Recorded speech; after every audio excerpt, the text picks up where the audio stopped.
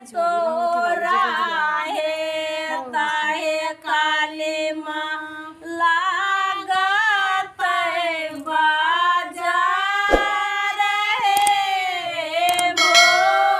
Hello दोस्तों, स्वागत है आप सबका अपनी चैनल ज्योति मेकिंग में। मैं ज्योति आप सबका स्वागत करती हूँ।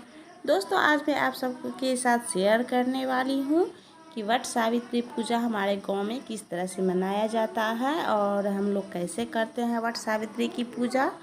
तो वो भी मैं आप सबके साथ शेयर करने वाली हूँ। तो यहाँ हम लोग पूजा स्टार्टिंग कर चुके हैं। इस बार हम लोग जो है घर पर ही वट सावित्री पूजा करते हैं, क्योंकि जिस ननद की शादी हुई है उसकी फर्स्ट वट सावित्री पूजा है, तो उसे घर पर ही करना पड़ता है। उसके बाद जो है वट वृक्ष के नीचे पूजा की जाती है, तो इसलिए हम लोग भी सब घर पर ही पूजा कर रहे हैं। तो यहाँ क्या है, पूजा स्टार्टिंग करने से पहले यहाँ डांटी सिंदूर लगाया जाता है। तो एक दूसरे को क्या होता है, सिंदूर लगाया जाता है। यहाँ खुद से सिंदूर नहीं लगाया जाता है, डांटी सिंदूर यानी एक दूसरे को लगाया जाता है। तो यहाँ सबसे पहले सिंदूर लगाकर यहाँ जो है मेरी छोटी सास जो है यहाँ चावल और अंकुरी का खोइछा देते हैं। उसके बाद पूजा स्टार्टिंग की जाती है। यहाँ पूजा में क्या है, श्रृंगार का सामान और सारा फल यहाँ चढ़ाया जाता है। यहाँ सती और सत्यवान की पूजा की जाती है और नाग नागिन का भी पूजा किया जाता है। यहाँ सती और सत्यवान की एक प्रतिमा बनाई हुई है और नाग नागिन है, उसको भी दूध लावा और जो भी फल मौसमी फल है उसे आप चढ़ा सकते हैं। और सती को जो है श्रृंगार की सामान चढ़ाई जाती है, जो भी आप श्रृंगार करते हैं वो भी श्रृंगार की सामान चढ़ाई जाती है। ये सारा सामान जो है चढ़ाने के बाद यहाँ जो है इसकी कथा कही जाती है और कथा सुनी जाती है। यहाँ नाग नागिन है, इसे भी जितना सामान आप सती सत्यवान को चढ़ाते हैं उतना सामान नाग नागिन को भी चढ़ाया जाता है। और एक्स्ट्रा में यहाँ जो है दूध और लावा चढ़ाया जाता है, क्योंकि नाग नागिन को जो है एकदम दूध लावा अनिवार्य रूप से चढ़ाया ही जाता है।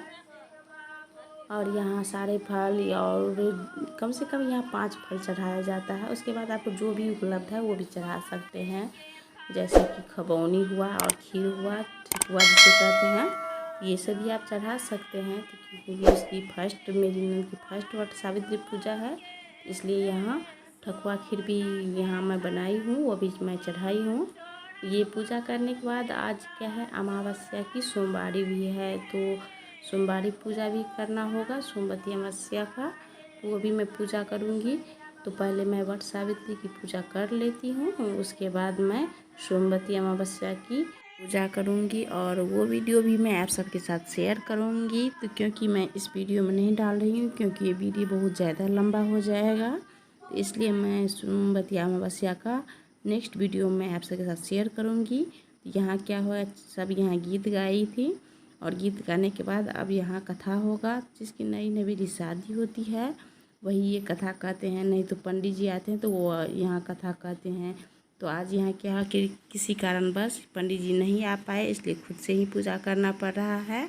तो यहाँ मेरी ननद की शादी हुई है, नवी नवेली है, तो यही यहाँ कथा कहेगी। तो क्या होता है, यहाँ जिसकी शादी होती है, नई नवेली दुल्हन रहती है, वही कथा कहते हैं। तो यहाँ कथा कहने के बाद यहाँ जो है वट वृक्ष के नीचे परिक्रमा करना पड़ता है कच्चा धागा से। यहाँ जो कच्चा धागा यहाँ चढ़ाया जाता है उसी धागा से परिक्रमा करना पड़ता है। और परिक्रमा ख़त्म करने के बाद अपनी पति की पूजा की जाती है, यानी वट वृक्ष की पूजा संपन्न होने के बाद जो है अपने पति की पूजा की जाती है और ये पूजा ख़त्म हो जाती है पति पूजा करने के बाद।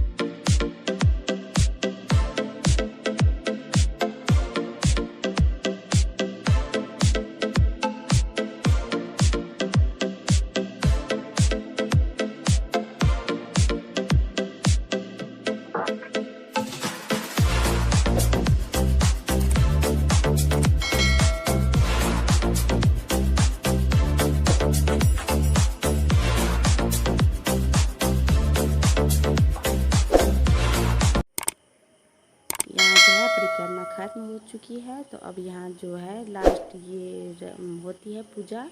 तो वट वृक्ष का परिक्रमा खत्म होने के बाद ये अखबार लिया जाता है, जैसे पंखा ऐसे करके वट वृक्ष को डलाया जाता है, उसके बाद अखबार लिया जाता है। वट सावित्री की पूजा ख़त्म होने के बाद हम लोग सोमवती अमावस्या का पूजा करेंगे, तो वो वीडियो भी मैं आप सबके साथ शेयर करने वाली हूँ। तो ये पूजा मैं ख़त्म कर लेती हूँ, उसके बाद मैं सोमवती अमावस्या का पूजा करूँगी, वो वीडियो भी मैं आप सबके साथ शेयर करूँगी, बट मैं इस वीडियो में नहीं डाल रही हूँ। नेक्स्ट वीडियो में वो भी पूजा भी शेयर करूँगी। तो आप सब बने रहिए। यदि आप अभी तक लाइक नहीं किए हैं तो लाइक कीजिए और शेयर कीजिए। यदि आप पहली बार देख रहे हैं, नए हैं, तो सब्सक्राइब कर दीजिए, जिससे मैं कोई भी वीडियो डालूं सबसे पहले आप तक पहुंच जाए। आपको ये वीडियो लास्ट तक देखने के लिए बहुत बहुत धन्यवाद।